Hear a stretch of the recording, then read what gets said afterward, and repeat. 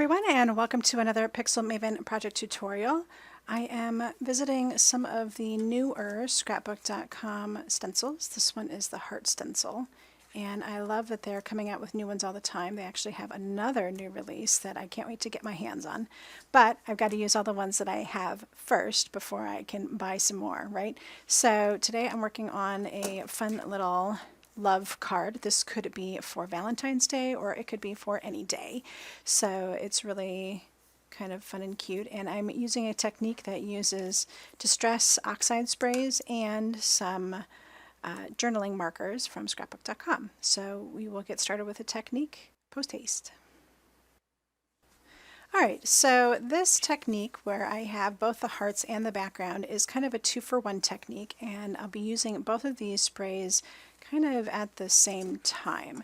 So I have a piece here of Nina's Solar White cardstock, and I've got my stencil. I'm using Seedless Preserves and Worn Lipstick. So of course you want to make sure that you're shaking these well.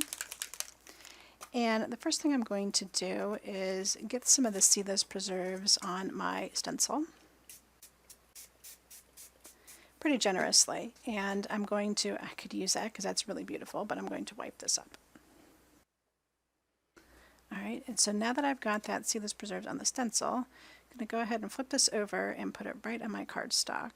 Actually flip this around because I want it to be landscape. This one matters, right, because it's got the hearts on there. And I'm just going to smush that in place. And while it is down, I'm going to take my Worn Lipstick and just lightly spray to get those hearts covered. So now when I lift this up,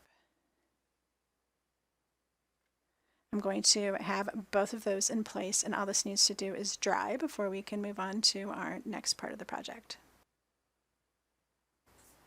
Alright, so now that this is dry, you can see how cute that already looks, but if you want to add something a little more to it, you can color in some of these hearts. And I decided to go with black for a little bit of a different look, and I'm going to use 2 of these journaling markers from scrapbook.com. So the first one, I'm going to just outline the desired hearts that I want.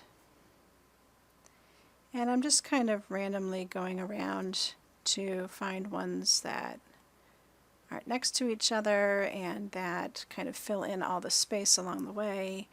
I want to make sure that I'm going far enough left to right to grab as many of these as possible, while still making it look kind of like organic selections here.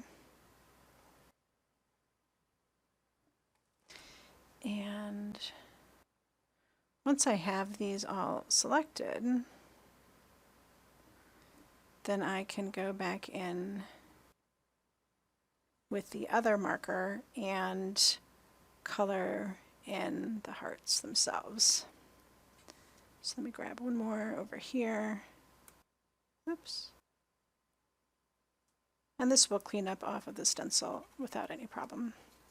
Alright, so now that I have those selected, I can go back in with a thicker marker and just color those in.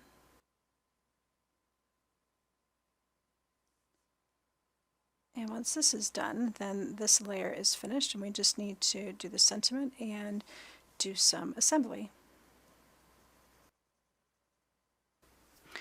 Alright, so the sentiment on here is from the You and Me Quotes and Saying stamp set. It really does have a lot of great sentiments on here for all sorts of occasions, for all sorts of different loved ones. And I'm going to wrap that vellum around the back side of this panel. So I'm going to want to make sure that I do some careful measuring. So when I get this set up, I've got my sticky strips aligned, my sticky sheets aligned with the measurements here, so that way I know that when I put this on here, it's pretty square.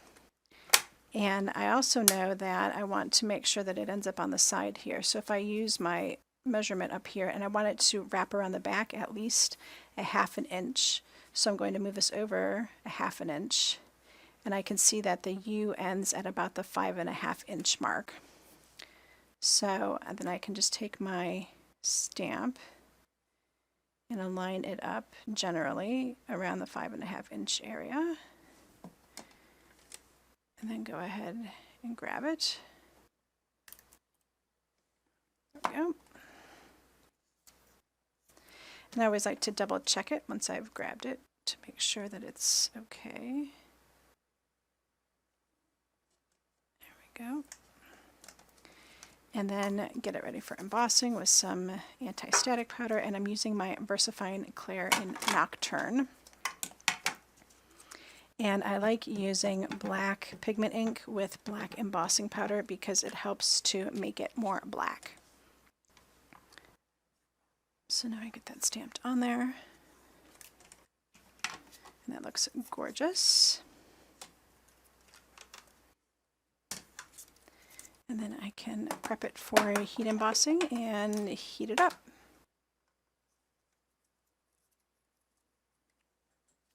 All right, so I am ready to go for assembly, and I'm actually going to use tape runner, which I hardly ever use. But this is a really great way to get your vellum strips to stick down quickly. And I don't mind using it for this kind of application because I know that I'm going to be adding more adhesive over the top of it, and it's going to get sandwiched in between. So this is a really good way to use it. So I just go ahead and fold that over, and it lands right on that adhesive. And then I can do the same on this side. And then I can either cut or just tear off that little excess. So that now is ready to go. And it looks like it needs just a hair of an adjustment down. There we go. And now I can go ahead and finish all of the assembly, and this card is done. So you can see that even though it has a lot of little technique going on, it doesn't take long to create a card like this. And you can have fun with your distress oxide sprays and stencils in some fun and new ways. Alright, so I've got my card base on there, and then just my top piece here. You can see I'm getting some adhesive right over the top of that vellum so that will truly stay in place, and then just get that centered right in here. Gorgeous, right? Alright. So beautiful cards using some fun techniques that don't take long to create some wow effects. I hope you really enjoyed this card and that you join me sometime soon for another video. I'm here every week and I'd love to have you subscribe, so don't forget to click that button to subscribe on your way out, and I will see you again for another project soon. But until next time, happy crafting!